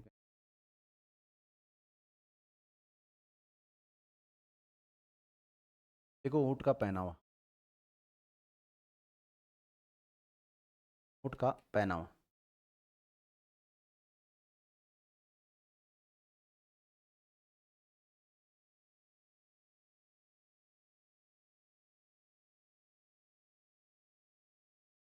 काठी।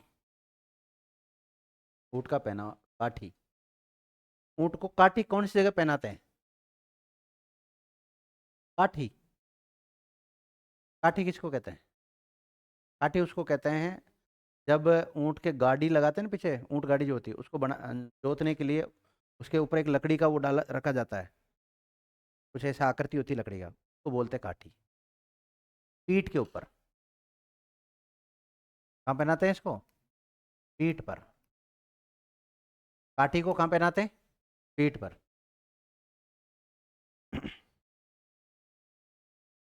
एक होता है विद्यार्थी गोड़िया। गोड़िया। गोड़िया गोडों में, गोडे मतलब घुटनों में, घुटने मतलब टांगों में। तो कहाँ पे पहनाते हैं इसको? टांगों पर। गोरबंद।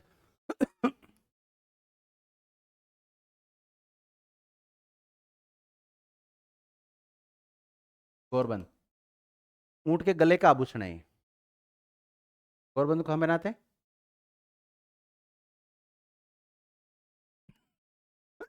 ऊंट के गले में, गले का आभूषण है। आपने देखा कई लोग ऊँटों को कितना सजा धजा के रखते हैं। कई लोग गांव में ट्रैक्टर को सजा धजा के रखते हैं। कोई सामान्य को टेम्पो चला रहा है तो उसको सजा धजा के रखता है। कोई अपनी लुगाई को सजा धजा के रखता है। रखते ही नहीं रखते? तो जिनकी सजाने की आदत होती है, जो शुरू से मतलब ऐसे आभूषण वगैरह पहना के रखते हैं, तो वो सबको पहना के रखते हैं फिर। और अपने जैसे आलसी, अगर कोई गंदगी पड़ी तो पड़ी, वो पढ़ रहे हैं, कई बच्चे देखे होंगे उनके रूम पे जाओ आप, हो सकता है 10 दिन पुरानी कोई रोटी का टुकड़ा साइड में पड़ा है तो वो पड़ा, हो सकता है वो किसी ताक में पड़ा तो पड़ा ही रहेगा। और कई बच्चे ऐसे होते हैं बिल्कुल सिस्टमेटिक ढंग से जमा के रखते हैं, किताबों को, अखबारों को, जो भी उनके पास सिस्टम होता है, कपड़े लत्ते जो भी होते हैं, शानदार जमा के रखते हैं। और ज़्यादातर लड़कियां सही जमा के रखती है, बाकी बॉयज़ तो उनके कमरे पे जाना और अपने आप को, कुछ भी हो सकता है वहां पर। इतनी बदबू आती है कई बच्चों के कमरे में, तो जा नहीं सकते हो आप। और अगर उन, मैं मुझे तो कई बार यहाँ पे रहता है, कई बार जैसे आप शूज़ वगैरह खोल के आते हो तो सॉक्स इतने भयंकर बदबू मारते हैं। पर अब यहाँ तो तुम्हारी आदत पड़ गई ना, कभी वहाँ ऐसे जाना पड़ेगा, तो ज़्यादातर बच्चे चप्पलों में आते हैं या शूज़ पहन के आते हैं, तो वो प्रॉपर तरीके से साफ सफाई से आते हैं। लेकिन कई लोग आ जाते हैं ऐसे, वो आलसी होते हैं।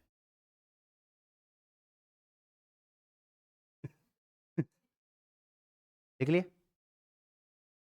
परचनी।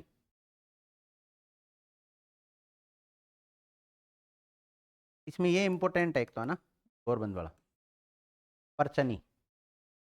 अभी गांव के बच्चों को तो नॉर्मल लगता है कि ठीक है हमें तो आते हैं, क्या दिक्कत, लेकिन शहर के बच्चों को थोड़ी पता है कौन सा आभूषण कहाँ पहनते हैं।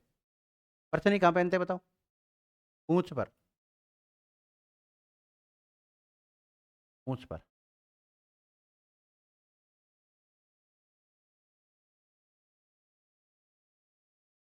मोरखा। मोरखा। मुख पर।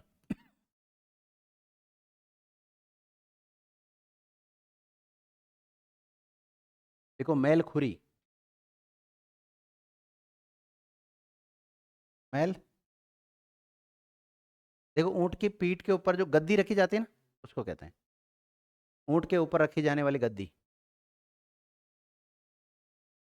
ऊंट के ऊपर रखी जाने वाली गद्दी को कहते हैं। देख लिया। और जैसे माना कि ऊंट इस टाइप से होता है, माना कि ये ऊंट है पूरा, ये ऊपर का पीठ वाला पार्ट, तो नीचे से भी एक रस्सी बांधी जाती है इससे यूं ऐसे। उसको क्या कहते हैं? नेवार या तंग।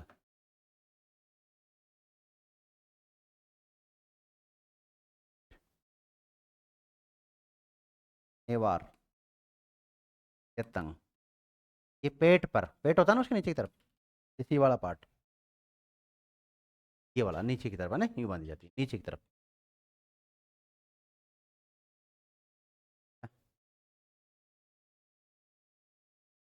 नेवार या तंग कहाँ पर पहना जाता है? पेट पर।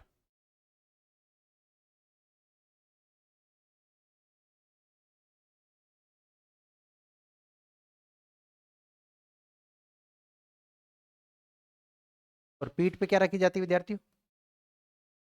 काठी। क्या रखी जाती? मैंने कहा ना लकड़ी की बनी हुई रहती है वो। देखो उसे, ये काठी होती है ना, काठी, इसको कूची भी कहते हैं। क्या कहते हैं? कई लोग इसको पिलाण भी कहते हैं, पिलाण। ऊँट से, ऊँट को बिठाते हैं, जब पिलाण हटा देते हैं, बिठा के उस पर पिलाण रखा जाता है, पिलाण भी कहते हैं।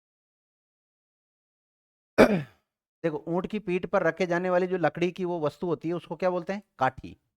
और यह उसका दूसरा नाम क्या मिलेगा आपको? पूंछी। या एक और नाम मिलता है उसका, क्या? पिलाण।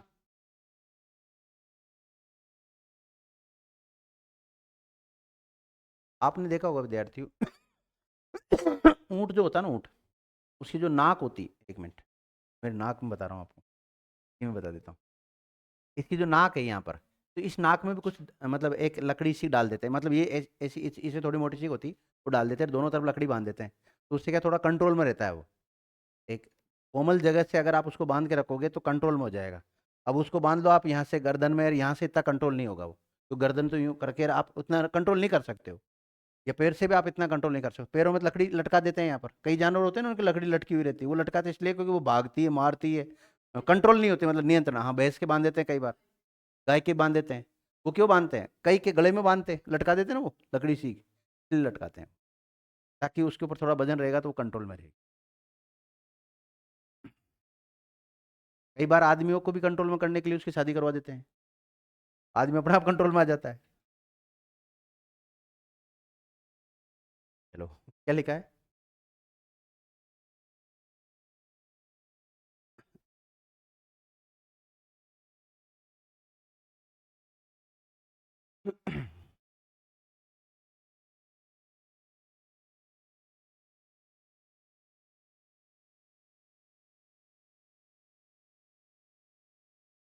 देखो विद्यार्थी, गिरबान,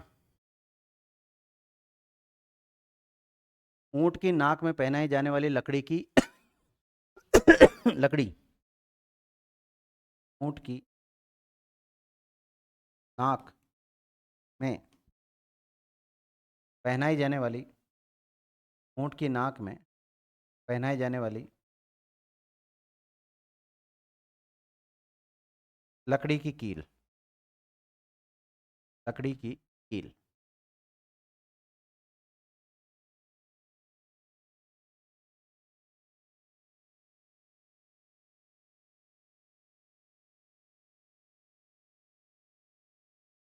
गोडिया लिख लिया। गोडिया कहाँ पर? टांगों पर पहनाया जाता है। इसको सरिया भी कहते हैं। गोडिया को क्या कहते हैं? सरिया। सरिया या गोडिया टांगों पर पहनाया जाता है।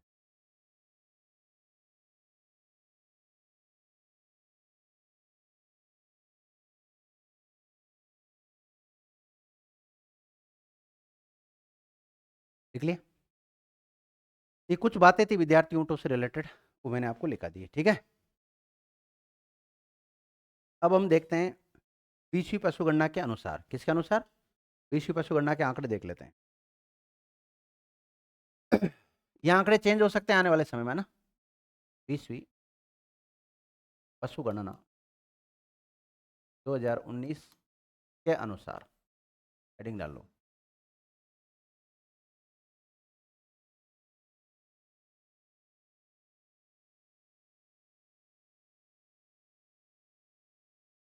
आपसे पूछा जाए विद्यार्थियों, पूरे भारत में सबसे ज्यादा ऊंट कहाँ पाए जाते हैं? राजस्थान पाए जाते हैं। ये कैसे पता लगा कि राजस्थान पाए जाते हैं? ये हमने आंकड़े देखे हैं। क्या देखे हैं? आंकड़े देखे हैं। आंकड़ों से तो पता लगेगा कि सबसे ज्यादा कहाँ पाए जाते हैं। कितने पाए जाते हैं ये बता दो। ये हमें पशुगणना से पता लगता है। क्या पता लगता है? पशुगणना से। हर 5 साल में पशुगणना होती है, उससे हो सकता है आज राजस्थान पाए जाते हैं, कल को आने वाले समय में राजस्थान में लुप्त हो जाए, आके बराबर बचे।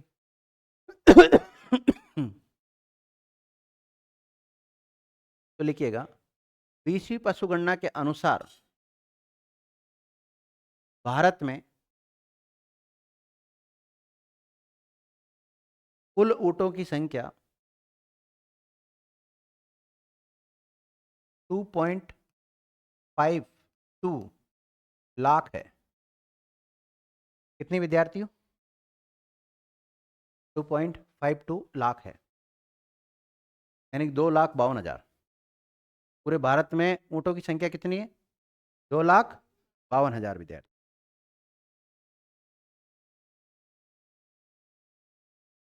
इससे पहले पशुगणना कब हुई थी? 19वीं पशुगणना। इससे पहले कौन सी हुई? 19वीं पशुगणना।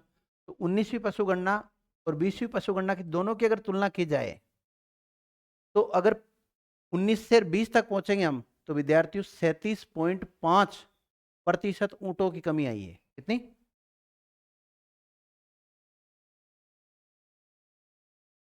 देखिएगा,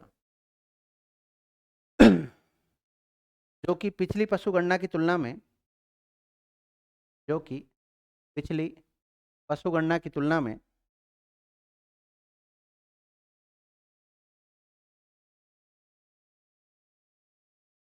33.5% कम है।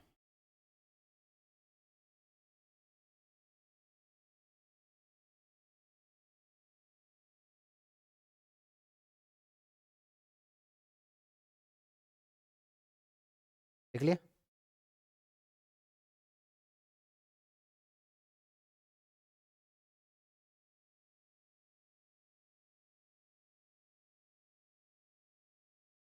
देखो विद्यार्थियों, ये अफ्रीका कॉन्टिनेंट है। कौन सा महाद्वीप है? अफ्रीका महाद्वीप है। तो दुनिया में सबसे ज्यादा ऊंट कहाँ पर पाए जाते हैं? सोमालिया देश में। कहाँ पर पाए जाते हैं? सोमालिया में। तो सर्वाधिक ऊंटों वाला देश विश्व में कौन सा है? देखिएगा, विश्व में सर्वाधिक ऊंट सोमालिया,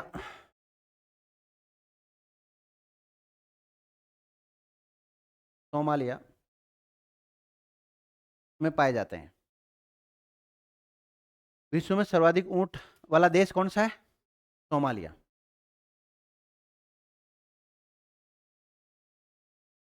कौन सा विद्यार्थियों? सोमालिया। और सोमालिया कहाँ है? अफ्रीका महाद्वीप में। देखो, भारत विश्व में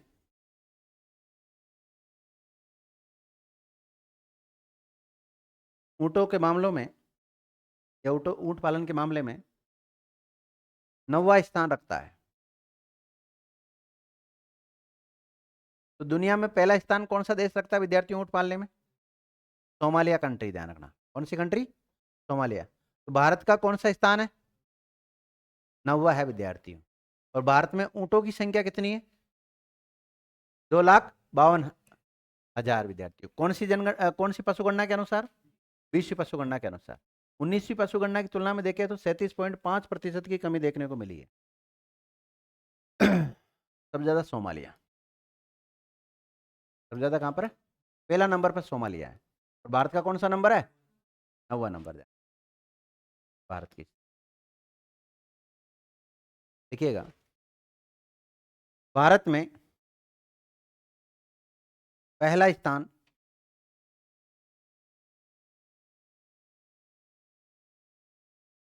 राजस्थान रखता है।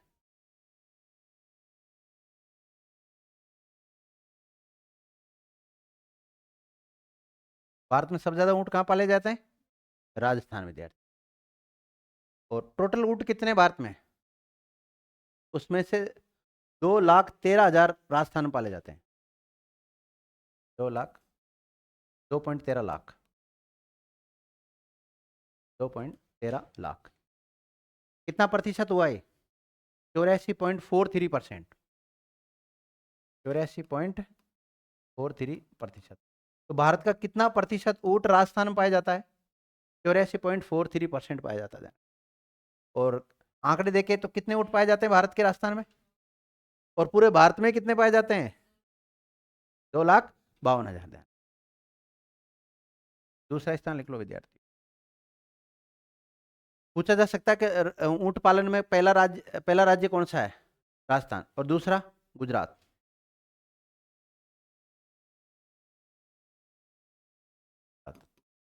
जीरो 0.28 लाख, यानी कि 28,000।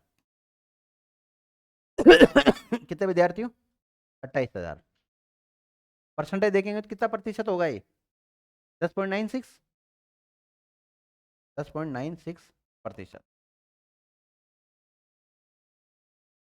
84, 10.96, ये तो हो गया लगभग 95 के आसपास। थोड़े बहुत बचे जो दूसरे राज्यों में पाए जाते हैं।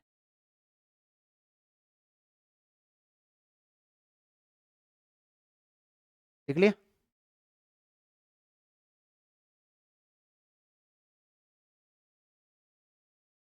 अगला फैक्ट लिखो। 20वीं पशुगणना के अनुसार राजस्थान में ऊंट कितने पाए जाते हैं? यानी कि भारत का कितना? 84.43%। देखो, 20वीं पशुगणना के अनुसार राजस्थान में कुल ऊंट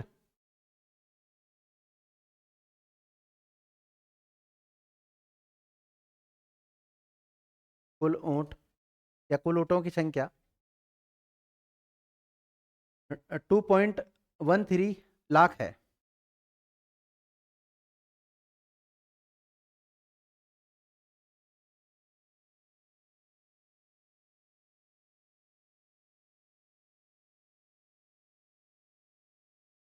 जो कि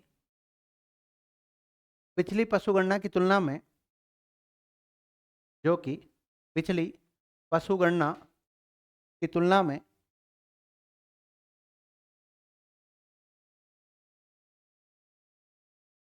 जो कि पिछली पशुगणना की तुलना में 34.69% कम है।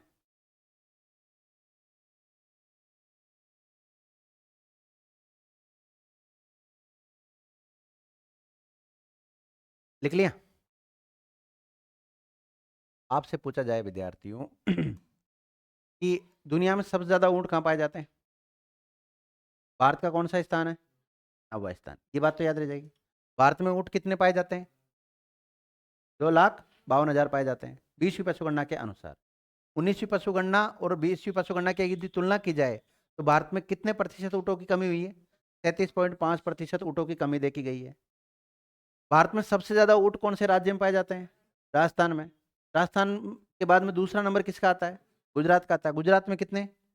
0.28 लाख, या 28,000 कर दो आप। अगर परसेंटेज में देखें तो भारत का कितना?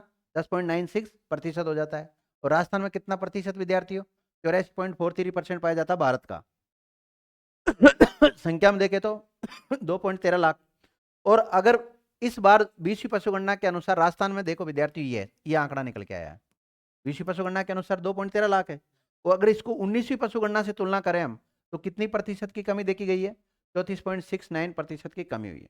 अब यहाँ से एक सवाल बनता है बहुत अच्छे लेवल का, कि पिछली पशुगणना की तुलना में इस पशुगणना में राजस्थान की अपेक्षा भारत में अधिक मतलब पशु कम हुए हैं, या पशु कम हुए हैं, मतलब ऊंट कम हुए हैं।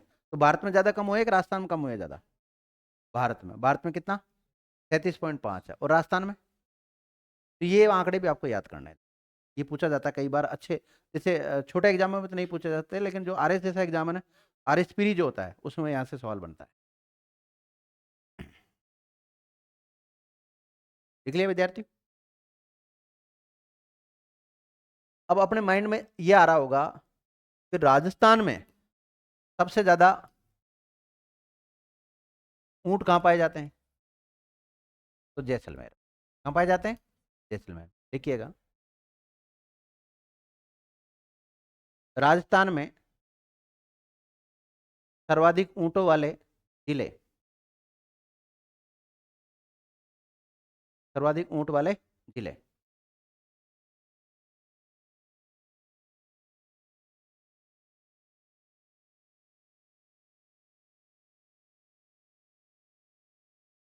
और उसका नाम लिख लो विद्यार्थियों, जैसलमेर।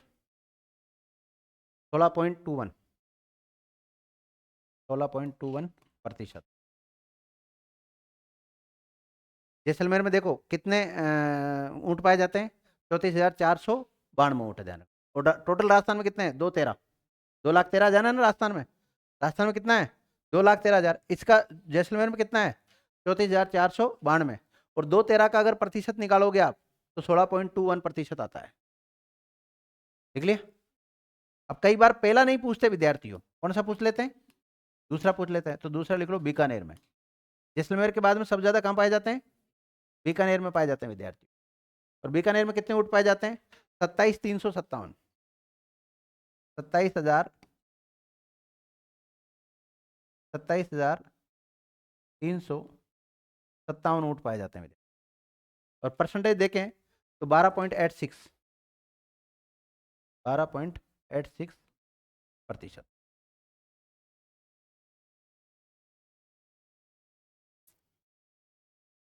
देख लिया? तीसरा लिखो आप, बाड़मेर।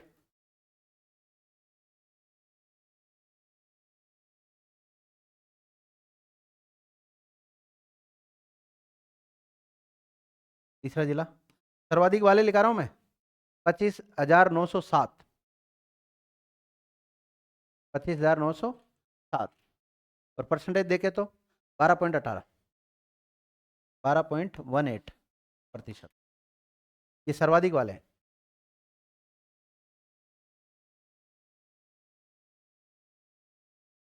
देख लिए? आपसे पूछा जाए राजस्थान में सबसे ज्यादा ऊंट कहाँ पाए जाते हैं? जैसलमेर। और सबसे कम? हाँ? ये तो सर्वाधिक वाले हैं, सर्वाधिक वाले टॉप 3 है तो। और अब लिखो सबसे कम वाले। लिखो, राजस्थान में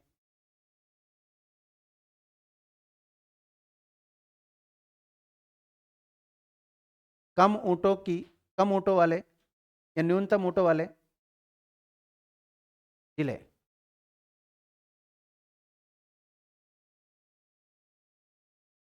न्यूनतम, तो न्यूनतम में अगर एक ही नाम पूछे जब, तो प्रतापगढ़। कौन सा विद्यार्थियों? प्रतापगढ़। और प्रतापगढ़ में ऊँटों की संख्या जो काउंट की गई 20वीं पशुगणना के अनुसार, वो 152 है। कितने ऊँट टोटल? 152। तो सर्वाधिक ऊँट वाला कौन सा विद्यार्थियों? जैसलमेर। और सबसे कम वाला प्रतापगढ़। कितने ऊँट? अगर परसेंटेज निकाले हम 2.13 का, तो 0.07 आता है।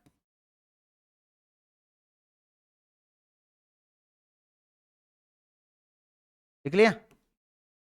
दूसरा जिला लिखो विद्यार्थी जहां पे सबसे कम पाए जाते हैं, सेकंड नंबर पे कौन सा आता है? धौलपुर। धौलपुर।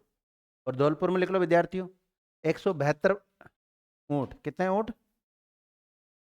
172 ऊँट, और परसेंटेज में देखेंगे तो 0.08, 0.08 लिख लिया। और तीसरा लिखो बांसवाड़ा, तीसरा नंबर किसका आता है? बांसवाड़ा का। और बांसवाड़ा में ऊँट पाए जाते हैं विद्यार्थी 451, कितने? 451 ऊँट। और परसेंटेज देखेंगे तो 0.21, कितना? 0.21%। लिख लिए? तो राजस्थान में सबसे ज्यादा पशु का सॉरी ऊँट कहाँ पाए जाते हैं? और सबसे कम? सबसे ज्यादा जैसलमेर में पाए जाते हैं, जो कि राजस्थान का कितना प्रतिशत है? 16.21%। और सबसे कम प्रतापगढ़, कितना प्रतिशत राजस्थान का? 0.07%। विद्यार्थी लिख लिया? अब लिखो आप, ये आंकड़े तो हो गए विद्यार्थियों आपके कंप्लीट। अब पढ़ेंगे ऊँटों की प्रमुख नस्ल। हेडिंग डालो, ऊँटों की प्रमुख नस्ल।